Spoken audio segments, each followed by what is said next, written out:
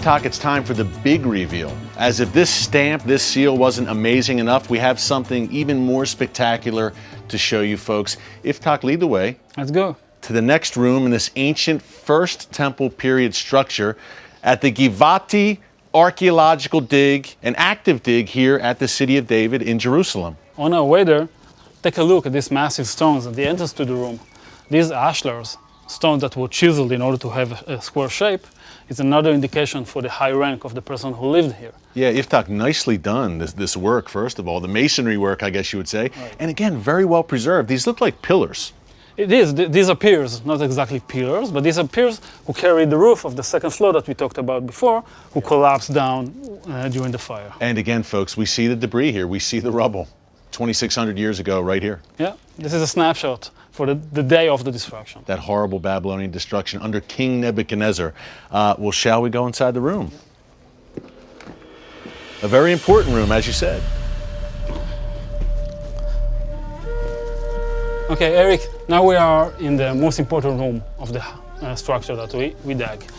First, you can see here remains of the destruction. Yeah, the black. I mean, Yiftach, I see black everywhere on these walls. The charring from the burning from the Babylonians. Exactly. These are remains of the beams that carried the floor of the second floor. Wow. Just crashed together. Just crashed right down. Yeah, and with them pottery vessels that were used at the second floor falling down. Wow, so that's a pottery vessel right there, 2,600 years old. Exactly. And just so folks know, we are underground. We're deep underground here at the Givati dig.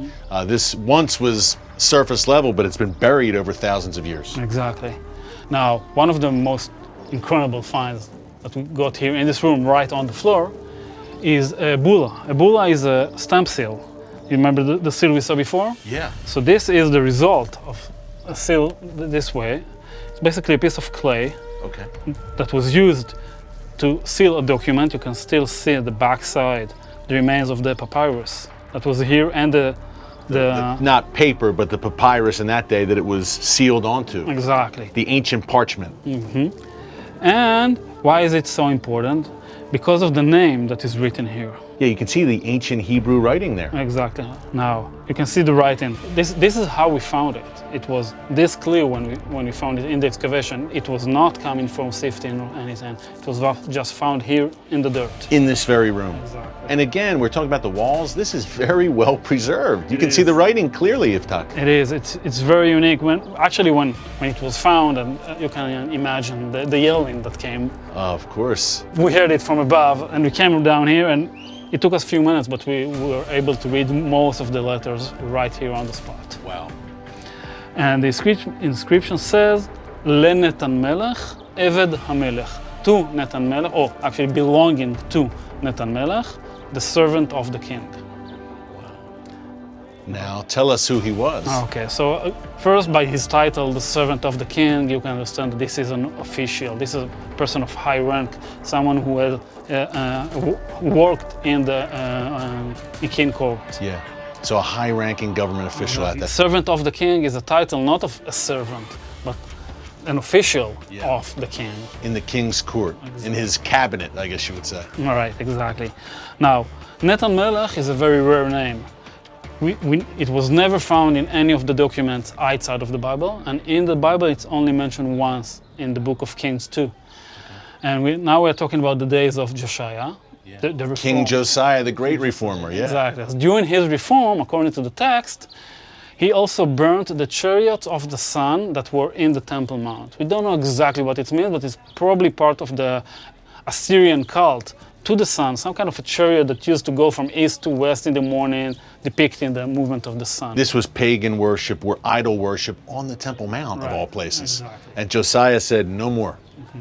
So according to the text, he burned down the chariot and he gave the horses to his servant, Netan Melech, to take the horses to his house outside of the city somewhere. The name is rare. It's mentioned here and mentioned in the book.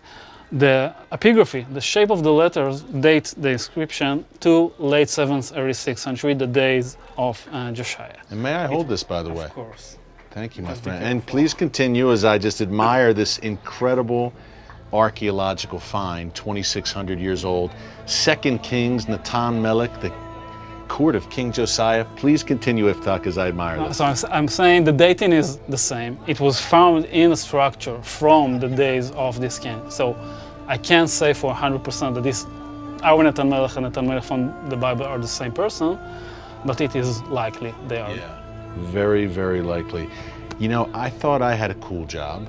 You might have the coolest job ever, uncovering finds like this. I think this is a unique job. It gives you an opportunity to touch things from the past. Iftach, we have to let you go to do some more digging and to make some more incredible discoveries here at the City of David. But before you go, can I hold this one more time? Just one more. Sure. Thank you, my friend. Folks, not many people in the world are getting a chance to hold this incredible archaeological find from 2,600 years ago. Netan Melech from 2 Kings. To say I'm thrilled is an understatement. Wow. A Watchman exclusive here at the Givati Dig at the City of David, our favorite place in Jerusalem. Iftach, thank you so much. It was a thrill. I will be careful there. Keep up the great work, my friend. We really appreciate it, and we look forward to seeing you here again soon at the City of David. We will be here. Yes, Iftach. Toda Rabah. Thank you, my friend. Thanks again to Dr. Yifta Shalev and the entire team at the Israel Antiquities Authority for giving us this great access to an amazing archaeological discovery. Well, up next, our good friend Ze'ev Orenstein is back to tell us why these discoveries at the City of David are so important for the past, the present, and the future of Jerusalem, and for you. You won't want to miss this, folks. We live in Bible times. Stick around.